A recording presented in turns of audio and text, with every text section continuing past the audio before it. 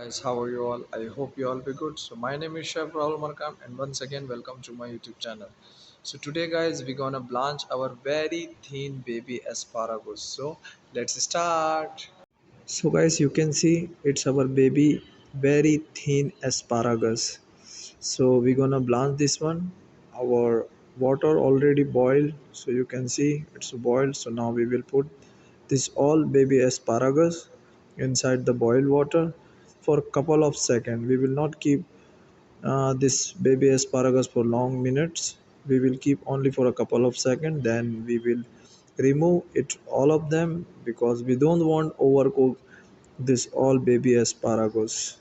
Okay, so we will remove all of this baby asparagus after some seconds, and we will keep inside the ice water. So you can see over here I kept already ice water.